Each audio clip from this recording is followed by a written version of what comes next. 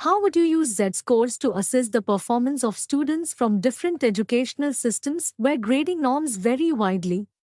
Z-scores are particularly useful in situations where the data varies significantly across groups, such as different educational systems with varying grading norms.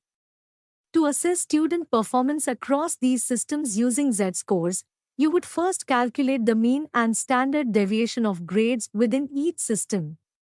Then, convert each student's grade into a Z-score, which represents how many standard deviations a student's grade is from the mean of their respective system.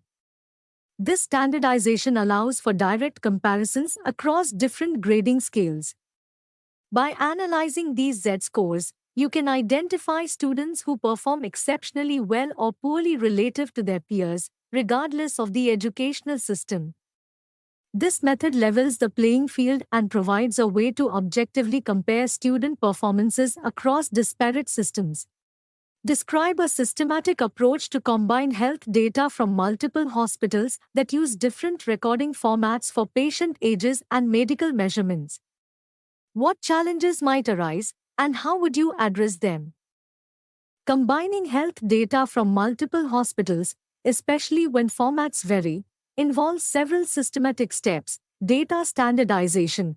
Convert all data into a uniform format, standardizing units of measurement, example, converting all blood pressure readings from KPA to mmHg, and aligning age categories. Data cleaning. Identify and correct discrepancies or errors in data, such as typos or missing values. Integration protocol. Develop a protocol for merging data, ensuring that each patient's information aligns correctly across databases.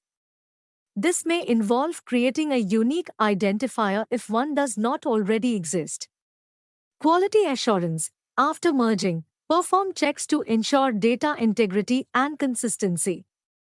This could involve statistical analysis to detect anomalies that suggest integration errors. Privacy and compliance. Ensure that all data handling complies with relevant privacy laws and ethical guidelines. How can percentiles, quartiles, and deciles be used to prioritize interventions in a public health campaign targeting high-risk populations? What statistical insights do these measures provide for strategic planning? In public health campaigns, especially those targeting high-risk populations, percentiles, quartiles, and deciles can be crucial for strategic planning. These statistical measures help identify where certain health indicators, like BMI, blood pressure, or cholesterol levels, fall within a population.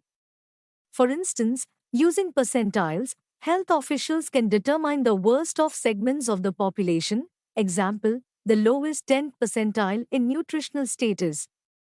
Quartiles might help in understanding the distribution of a health condition, enabling officials to focus interventions on the lowest quartile where conditions are most severe.